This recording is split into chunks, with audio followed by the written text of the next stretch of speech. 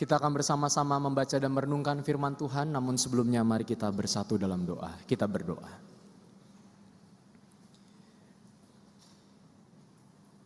Bersabdalah kepada setiap kami ya Tuhan, yang akan membaca firman Tuhan dan merenungkannya.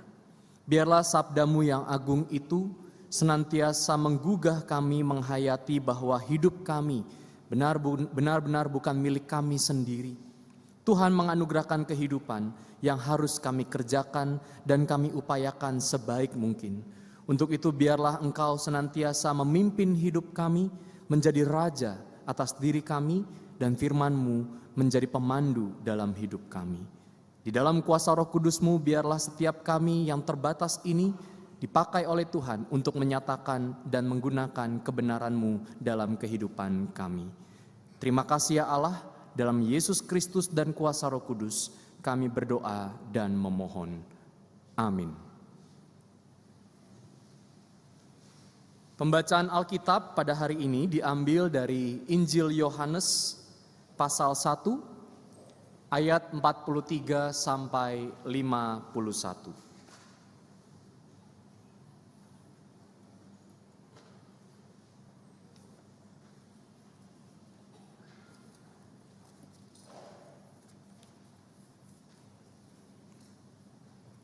Yohanes pasal 1 ayat 43 sampai 51. Saya akan membacakan dalam versi terjemahan TB2. Silakan Bapak Ibu yang memiliki Alkitab elektronik maupun Alkitab cetak dalam versi TB1 membuka Alkitabnya juga tidak apa-apa.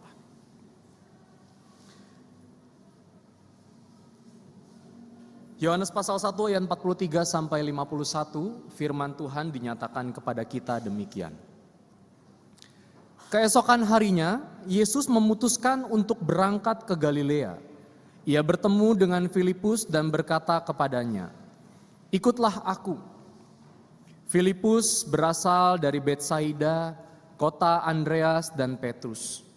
Filipus menemui Natanael dan berkata kepadanya, "Kami telah menemukan Dia yang disebut oleh Musa dalam Taurat dan oleh nabi-nabi, yaitu Yesus, anak Yusuf dari Nazaret."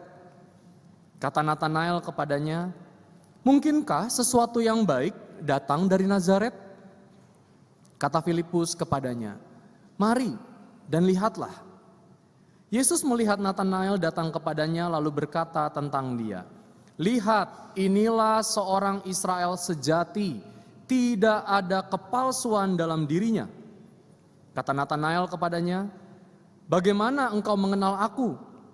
Jawab Yesus kepadanya, "Sebelum Filipus memanggil engkau, aku telah melihat engkau di bawah pohon ara." Kata Natanael kepadanya, "Rabi, engkau anak Allah, engkau raja orang Israel." Yesus berkata, "Apakah karena aku berkata kepadamu, aku melihat engkau di bawah pohon ara, maka engkau percaya? Engkau akan melihat hal-hal yang lebih besar daripada itu." Lalu kata Yesus kepadanya, "Sesungguhnya aku berkata kepadamu, kamu akan melihat langit terbuka dan malaikat-malaikat Allah naik turun pada Anak Manusia." Demikianlah Injil Yesus Kristus. Yang berbahagia ialah mereka yang mendengarkan firman Tuhan dan yang memeliharanya. Haleluya. Haleluya. Haleluya. Haleluya.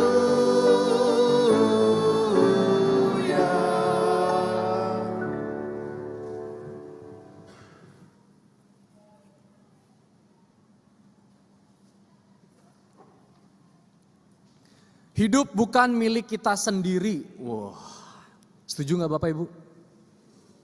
Lemes banget, masih awal tahun loh ini. Setuju gak Bapak Ibu? Setujunya gimana ayo? Masa hidup bukan milik kita sendiri? Bener. Setuju? Milik Tuhan. Tuh, milik Tuhan, betul. Bapak Ibu yang terkasih, bicara soal kehidupan, pasti kita punya yang namanya circle dalam kehidupan kita, betul nggak? Ya. Ini ada beberapa lapisan mulai dari private circle sampai pada stranger circle sampai juga stranger space. Apa sih? Ya, private yaitu memang yang dekat, yang intim sekali. Hug circle yang memang ya dekat tapi gimana ya? Ya dekat lah pokoknya. Kalau tadi private itu benar-benar wah, saya nggak ada lawan. Ya.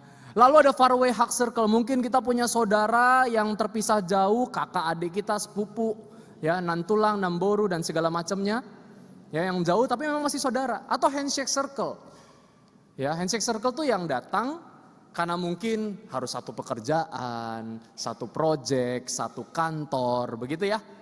Wave circle, yang kau datang dan pergi sesuka hatimu, ya sehingga cuma bisa bye bye, halo, ya wave. Atau stranger circle yang benar-benar asing. Nah sekarang saya mau tanya. Pasangan masuk di private, hug, far away, handshake atau wave? Stranger pak. Berat bener ini. Ah ini banyak yang muda-muda. Kalau pacar ayang beb masuk di mana? Private. Hello baru pacar lo. Kan sebentar lagi mau diberkati sama Pak Pendeta gitu kan ya. Jadi mau masuk private, ya bolehlah, boleh. Tapi tunggu tanggal mainnya. Anak-anak, nah, anak-anak masuknya private, hug atau stranger? Aduh, bisa jadi saya private rasa stranger Pak. Tukang bakso, stranger? Stranger atau wave? Bang sini bang. Ya kan kita manggil, ya. Tukang sayur, ibu-ibu. Ayo, stranger, wave, atau jangan-jangan hug circle. Karena kalau pengen curhat bisanya sama tukang sayur, ya. Sama suami gak bisa, apalagi sama anak. Menantu, ididi. Lebih pusing lagi kalau mau curhat sama mereka.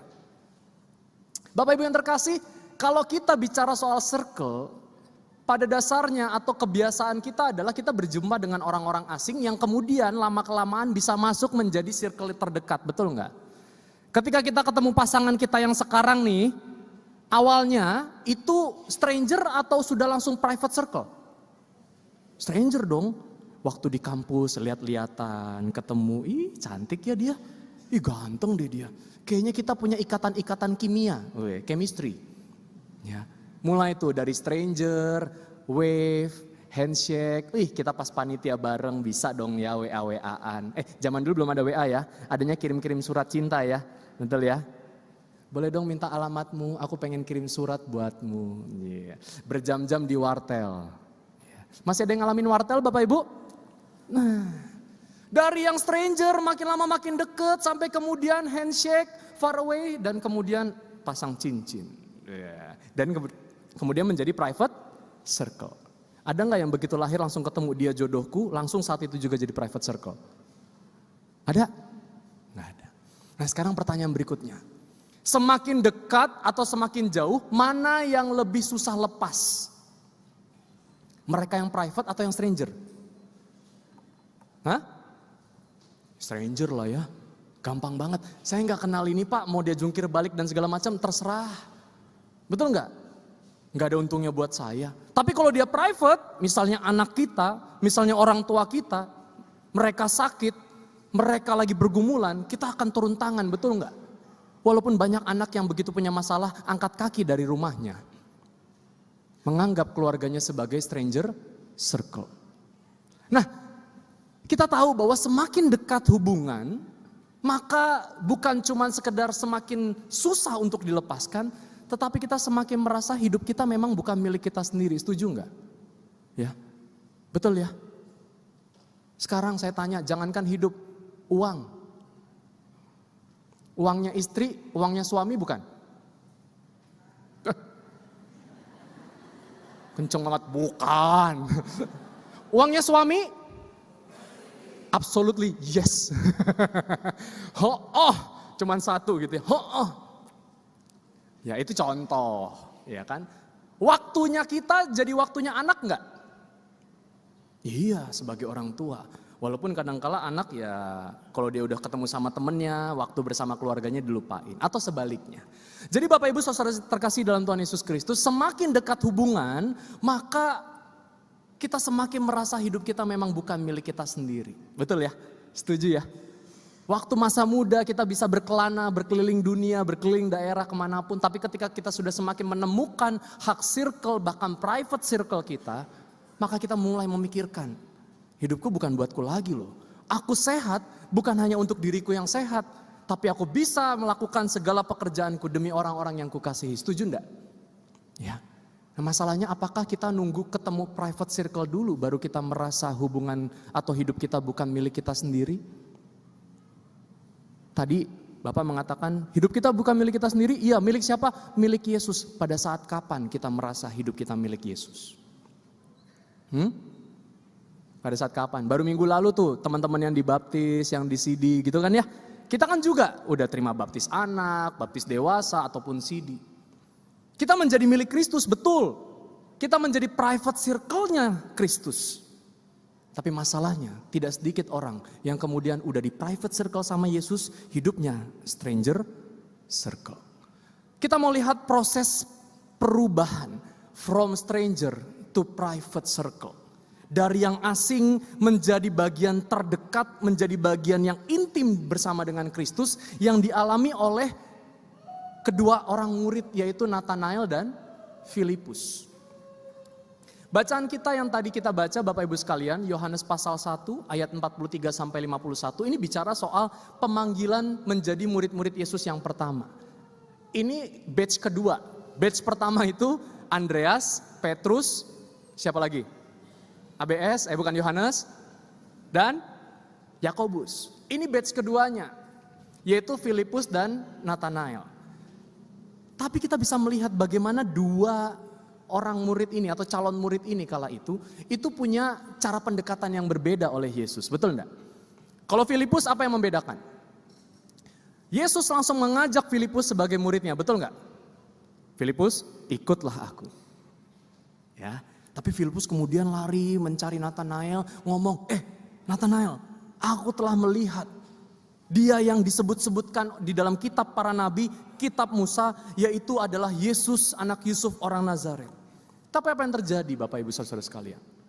Nathanael mempertanyakan tentang Yesus.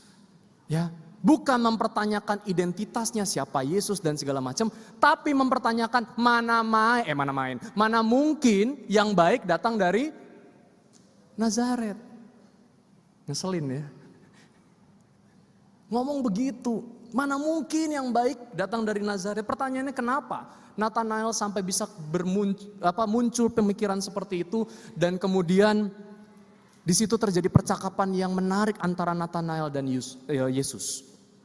Kenapa? Mari kita lihat perbedaannya ketika Filipus dipanggil menjadi murid dan Nathanael dipanggil menjadi murid. Di situ dikatakan mungkinkah sesuatu yang baik datang dari Nazaret? Nazaret dalam konteks kala itu kerap kali dipandang sebagai kota yang buruk. Bukan buruk secara fasilitas tapi secara moralitas. Ya, dianggap sebagai kota yang banyak kejahatan di sana. Sehingga ya Nathanael mempertanyakan Yesus karena juga dipengaruhi budaya atau kebiasaan menilai orang dari tempat asalnya. Kita tahu ya bahwa tempat asal menjadi salah satu penanda identitas kita, betul nggak? Kalau ditanya, nama saya siapa? Saya ditanya gitu, Yohanes ABS. Oh ABS, marga apanya? Padahal saya bukan halak kita, bukan orang Batak gitu ya. Karena kan pasti melihat tempatnya di mana. Makanya kalau kita perhatikan tokoh-tokoh Alkitab itu selalu berekoran dengan tempatnya di mana. Yusuf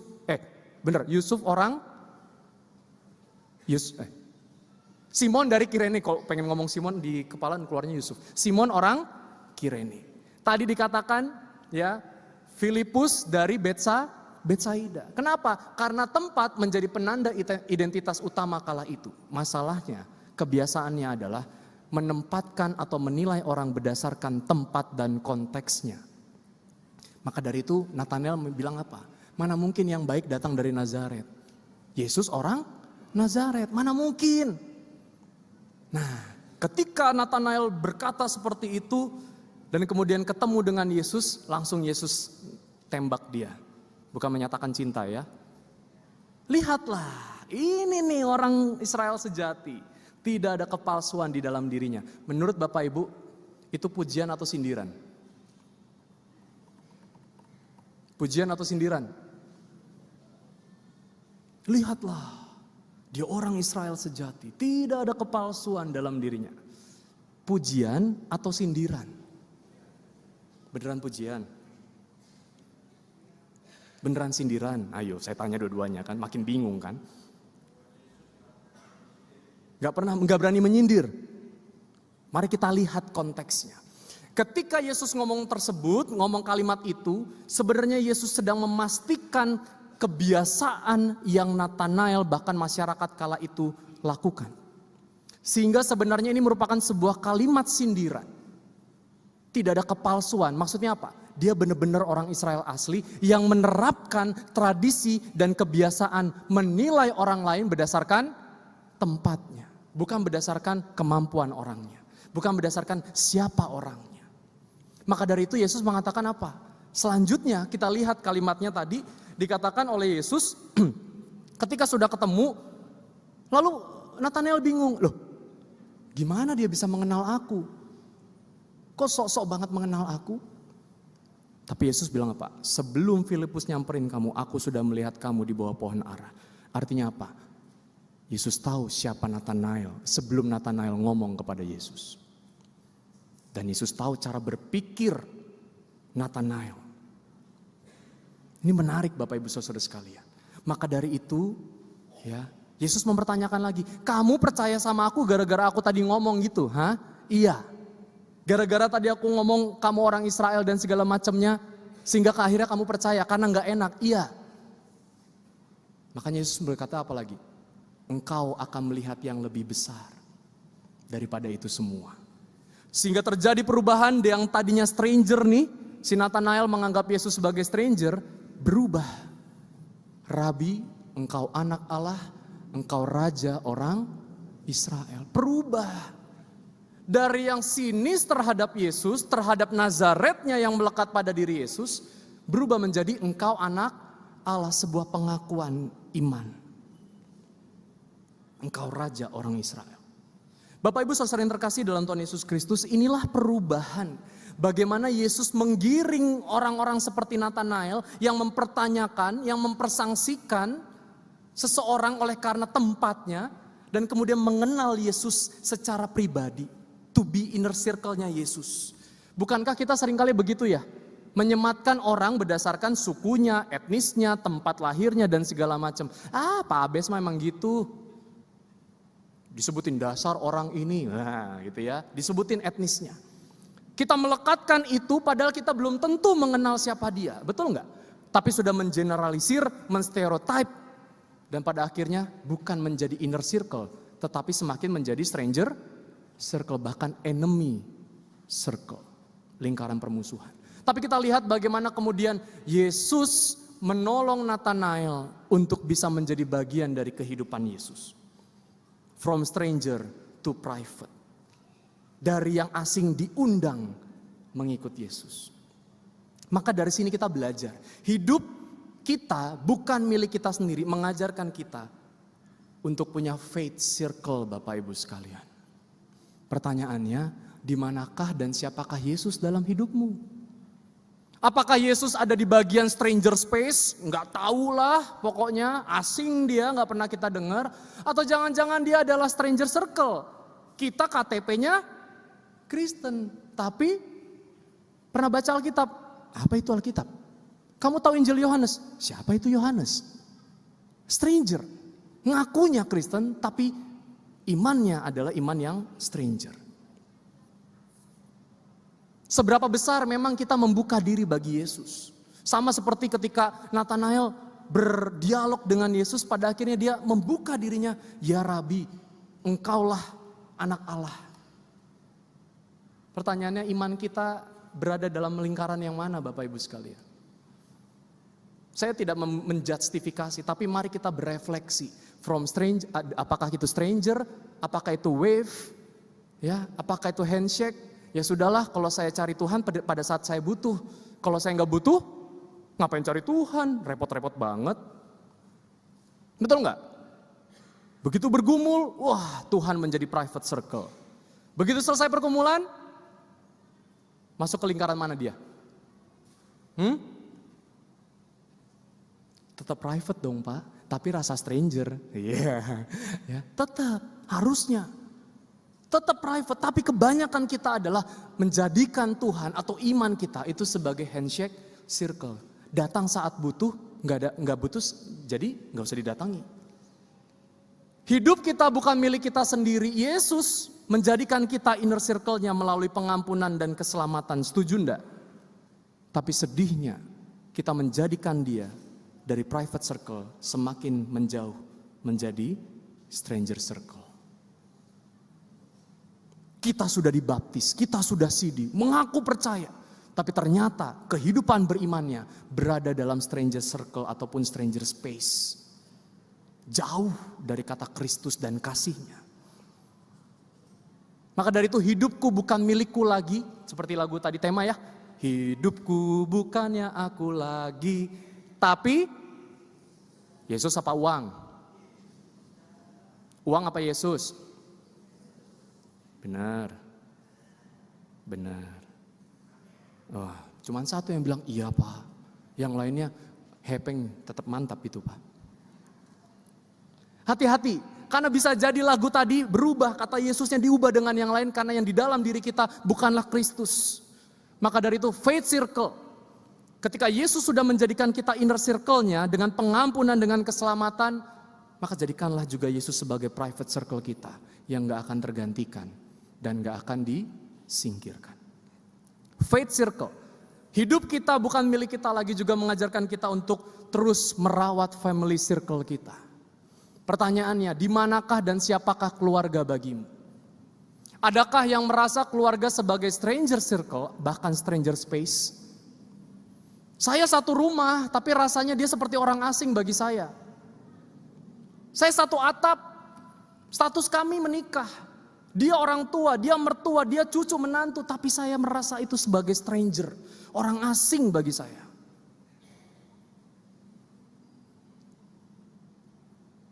Padahal dulu waktu janji nikah, aku menerimamu dalam sehat maupun sakit, dalam susah maupun tukuk-tukuk. Sampai mengatakan kau permaisuriku, bidadariku, belahan jiwaku, malaikat turun dari surga. You are number one for me. Pret. Karena bisa jadi dari private circle itu bukan semakin dijaga, tetapi semakin luntur dan menjadi stranger circle. Bapak Ibu saudara terkasih, pertanyaan terakhir dari family circle, bersediakah kamu menjalani hidup yang bukan untuk dirimu, tetapi demi keluarga? Setiap kita pasti punya orientasi hidup, betul nggak? Kita bekerja tujuannya untuk apa Bapak Ibu? Hah? Apa? Cari belut? Oh cari duit. Duitnya buat apa? Buat hidup. Hidup buat siapa? Buat diri dan keluarga. Biasa gitu kan ya. Mau jadi Bang Toib kek, Bang Abes kek. Semua saya jalani Pak. Mau dari kita dari sini Tangsel harus ke Jakarta Pusat, Bekasi, Kerawang, Cikarang, Cirebon, bahkan lintas pulau, lintas benua. Saya melakukan itu demi keluarga. Bukankah itu menjadikan kita, hidupku memang bukan untuk kita lagi, betul enggak? Tapi pertanyaannya adalah apakah cukup menjadikan alasan pekerjaan atau hanya alasan pekerjaan, tetapi sebenarnya situasi rumah terasa asing bagi setiap anggota keluarganya. Kita memang membutuhkan untuk kehidupan kita, tapi ingat, Tuhan menganugerahkan family circle kita, betul enggak? Yang harus dirawat, yang harus terus dipelihara. Masalahnya banyak mungkin anak-anak yang merasa orang tuanya udah asing bagi dirinya. Atau sebaliknya, orang tua yang merasa anak-anaknya udah menjadi orang asing bagi dirinya. Aku gak mau lagi berjumpa dengan dia, aku gak mau lagi ngomong dengan dia. Tapi sadar atau tidak, ketika kita sudah masuk dalam circle yang lebih dalam, semakin susah kita lepas. Karena itu bukan untuk dilepas, melainkan untuk dipegang erat-erat. Yang ketiga dan terakhir Bapak Ibu sekalian, faith circle, family circle, hidupku bukannya milik kita sendiri, mengajarkan kita untuk juga merawat fellowship circle kita. Di mana dan siapakah rekan, sahabat atau kerabat bagimu? Seberapa sehat hubungan pertemanan, kolegialitas, bahkan pergaulan kita. Mungkin kita punya bestie, punya sahabat yang menjadi hak circle kita, betul nggak? Ya, Natalan kemarin kita berkumpul bersama dengan para sahabat, dengan keluarga dan sahabat kita. Ya, seberapa sehat komunitas itu? Apakah hidup kita bertumbuh bersama komunitas itu, saling berbagi, atau justru sebaliknya? Ketemu cuma buat pamer-pameran doang. Ya, ketemu keluarga besar cuma buat pameran. Pamer-pameran ini sok-sok rendah hati lagi. Saya bukannya mau nyombong loh ya. Saya emang gak pernah sombong. Diceritain tuh A sampai Z. Kita yang denger, terus, lanjutkan. Gasken, iya. Mantap kali omongannya gitu ya. Betul gak? Ya. Nah sekarang pertanyaannya, seberapa kita benar-benar serius menghidupi hubungan dalam fellowship kita. Walaupun, ini saya harus kasih catatan, fellowship circle pun harus ada batasan, setuju nggak? Apalagi kalau tadi udah ada family circle. Jangan sampai family circle kita digadaikan oleh karena fellowship circle kita. Tahu ya maksudnya ya? Tahu layangan putus kan? Macam begitulah. Bapak Ibu yang terkasih dalam Tuhan Yesus Kristus, 3 hal ini menjadikan kita ingat, iya hidupku bukannya aku lagi. Ketika aku diberikan tanggung jawab oleh bosku, oleh temanku, oleh tim proyekku, itu berarti hidup kita memang bukan buat kita sendiri. Coba bayangkan, tugas kita nggak kita jalankan. Apa efeknya dan dampaknya bagi keberlangsungan pekerjaan kita? Apa dampaknya bagi keberlanjutan perusahaan dan segala macamnya? Kalau kita hanya berpikirkan, ya udahlah hidup saya ini kok. Tapi di situ kita minta-minta, Tuhan kasih berkat kami, Tuhan kasih berkat kami. Tapi kita nggak mau kerja, nggak mau menjalin jejaring kepada sesama. Disinilah Bapak Ibu Saudara-saudara sekalian, apakah hidup kita bertumbuh dan saling berbagi bersama komunitas kita. Baik di gereja, baik itu di tetangga, arisan-arisan, perkumpulan-perkumpulan, apapun itu. Karena di situ juga mungkin Tuhan meminta kita untuk mengingat siapa kita. Hari ini kita akan bersama-sama merayakan perjamuan kudus. Sadar atau tidak, perjamuan kudus adalah cara kita mensyukuri dan mengingat Tuhan yang menggiring kita masuk lagi ke dalam sebagai inner circle-nya.